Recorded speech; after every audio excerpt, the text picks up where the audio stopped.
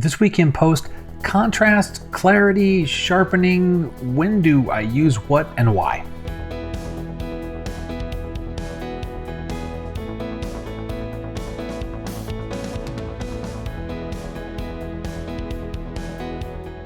Hey everyone, I'm Scott Davenport. Welcome to In Post. Thanks for joining me today. If this is the first time you're checking out the channel, thanks for giving me a shot. I hope you like what you hear and you'll think about subscribing. So today, it's a really kind of a Q&A episode. I've gotten a bunch of different questions. Love getting questions. Always keep sending them in. It's great to hear what's on your minds. And there were a few that were repeated. Several people had similar questions, a lot around the differences between all the various sliders that we have to control contrast or sharpening or clarity, and when do we use them and why. And so I thought we'd take a look at those, as well as the more general question of when do I decide to go out of Lightroom and what prompts me to do that. So let's get into our questions. First question's from Alan, and he asked me, why do you use contrast or clarity versus sharpening in Lightroom? So that one, the short answer is I'm really not using sharpening anymore. I used to use that, and I just found that with the adjustments that I'm making for contrast and clarity, that was enough for on-screen consumption. And if I do any type of printing, I'll make sure to apply output sharpening. So, whatever the paper or the ink combination might be, that there is some type of profile selected to compensate for that and add whatever sharpening is necessary so that when ink hits paper and kind of spreads out a little bit, we don't lose too much of the crispness in our images. So I thought what we could do is just look at what those things are, and I'll show you some of the difference between the contrast versus clarity here. I'm just going to use this photo here. I actually haven't really processed this one yet, but just to zoom in here, we've got some trees that are out here. Now granted, there's a level of haze that's in here, and then some stronger subjects in the foreground.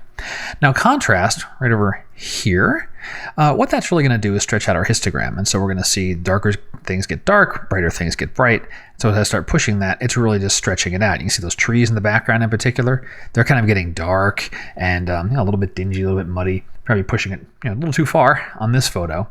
But let me reset that. I might add a little bit of contrast. Now watch when I adjust clarity. Clarity is kind of doing local contrast. And you notice I'm pushing this pretty far. These trees are getting crisper, but I'm not losing some of that detail that's in the middle of the tree. I'm going to reset clarity, reset contrast. I push contrast really far. These trees start to get very dark. I push clarity. Now the trees are still getting darker, but those brighter leaves, those are coming out as well. So really the difference is contrast is very basic. It's very fundamental.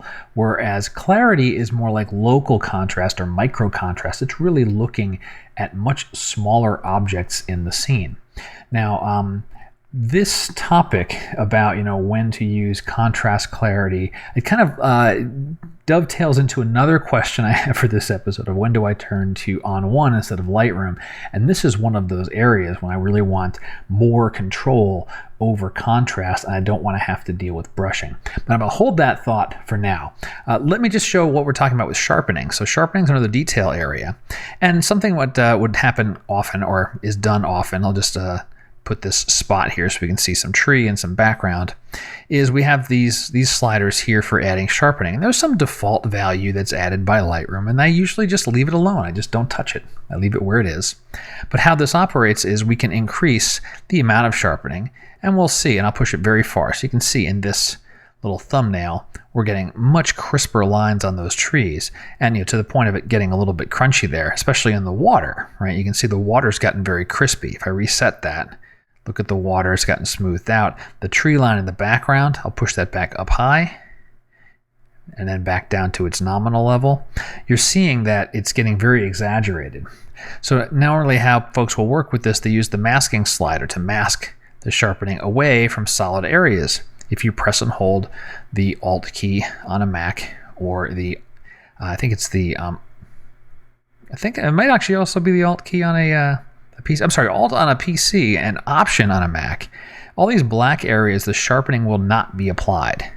And so when I bump this up, now we'll see the trees get crisper and the water won't. Now, since I haven't updated my Lightroom yet to the new features where we have some luminance masking and some color masking, I might do this type of work with the clarity slider, but with a local adjustment, like a gradient or a brush or so forth, probably a gradient applied everywhere, and then fine tune it with those masking controls. So that's a good level of control that we have there. But fundamentally, going back to it, I just tend not to do anything with sharpening. I leave it at its defaults, and I'll work with contrast, with clarity, or with the clarity sliders that are in our different gradients, radials, and adjustment brushes. So Alan, I hope that helps you out. Next question came up a bunch of different times. The latest one was in a webinar that I did with ON1 for the difference between the structure slider we have in Develop versus dynamic contrast versus clarity sliders versus the regular contrast slider. What do all these things mean? And when should I use one or the other? So let me try to first, let me show you what these sliders are, where they live, and then when do I use which ones and what they're fundamentally doing. So in tone and color, in the Develop module, we have a contrast slider and we have a structure slider. And you can see the little help there. Contrast just says, well, all right, add contrast. And this works just like what we just saw a minute ago in Lightroom. The darker things get darker, brighter things get brighter. And as we push it really, really far, we'll see that exaggerated incredibly. And it's all over the entire image. What structure does is that's similar to Lightroom's clarity slider. So it's looking more at the subtle details. Let's watch the inside of this foreground rock here. As I push structure, we're going to start to see that rock get more pronounced. Even the grains of sand start to come out more as we push structure. We did not see that with contrast as much. We saw the sand here get darker. This rock gets darker. Kind of around the edges, we'll start to see hints of the appearance of sharpening as a result. But structure is really looking fine-tuned at smaller things in the scene, micro contrast. Now, in effects, we also have tone enhancer, which has a couple of things. We have a contrast slider there. We have detail and clarity, as well as dynamic contrast, where we can control the contrast on various sized objects. I almost always start with a little bit of adjustment of global contrast. Usually just a touch. If I go farther than 20-ish, that's usually I've got a very flat image to begin with, but just a little bit globally. And then I'll do my main work in dynamic contrast, and I like the natural setting to start with. So automatically, this is kind of doing things that the contrast slider does as well as the structure slider. Notice the sand has gotten more pronounced. I can see the grains here. These rocks are more pronounced. And then I have the controls over small, medium, large. If I want the very small details exaggerated, I can push that up. If I push the large up, we'll see the outside of the rocks and some of those sweeps of that blowing sand all get exaggerated or pronounced, I should say. And so I guess the other reason I use the dynamic contrast filter is I have access to all of the masking tools. So I can do all sorts of masking on this contrast control. I don't have that in Develop. I just have the slider, so I can't fine tune it. So I tend to do any type of more elaborate contrast work other than a basic global adjustment. I'll do that in dynamic contrast. And the reason I brought the tone enhancer up is this is kind of it's like the grandfather of dynamic contrast. This is the filter we had several iterations ago before dynamic contrast became a filter. And it's still useful. It still has its place. And it's not so much, I don't use it so much for these exposure controls unless I just need to do something locally. Again, I have access to all the masking. But detail and clarity. And so detail is going to be doing our local contrast again. So we're going to watch the rock here. We're going to start pushing detail, and you're going to see the inside of the rock, right? All the things inside the rock are becoming pronounced, right? And we're also seeing a bump in the sand as well. Where clarity is kind of working at the edges. So around the edges of this rock, and of course there's some cut lines through this rock, those edges will get exaggerated by clarity. Now, eventually, if we push it far enough, it's going to start having that same type of effect as detail. But detail kind of works inside of objects, and clarity works around the edges of objects. So all those things put together, summed up, how do I operate? I'll do minor global adjustments in develop with the contrast slider, and then I'll turn to dynamic contrast. I don't often tweak the structure slider. Occasionally I will use that because it shows up in a variety of places. I'll use that in a local adjustment where we've got a little bit of structure control here. If I wanted to give a little extra accent to something and I happen to be using a local adjustment for some other reason, it's there, it's convenient. I don't have to pop open another filter and add things on. So contrast globally and dynamic contrast, I think will get you 90% of the way there.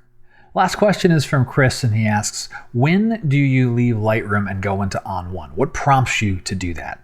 I get asked that question a lot, and the short answer is when there's something that I need to do that Lightroom can't handle, or at least it can't do it as well as ON1. A little farther on that, we saw dynamic contrast. That's one thing. When I want very fine-grained contrast control, I'm going to go into ON1. There's certain objects that have fine details. I only want those accentuated. When I need to do selective adjustments, I prefer the masking tools in ON1. And there are certain things that I cannot do in Lightroom that I can in ON1. Lightroom, a long-standing thing that has been missing, is the ability to brush in individual color saturation or vibrance changes. Can't do that. I can do that in ON1. Other things will be any other types of selective controls that involve masking. And finally, there are just looks that I can get with ON1 because it has custom-made filters to do certain things that it's quicker for me to use those in ON1. So there is no magic bullet, but Chris, that is the answer. It's when I have something that I can't do in Lightroom, I'll turn to ON1.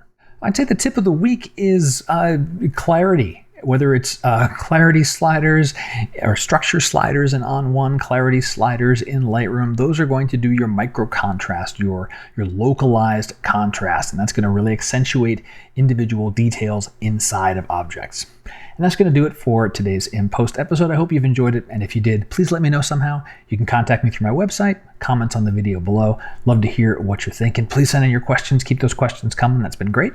And until next time, my name is Scott Davenport. Happy shooting.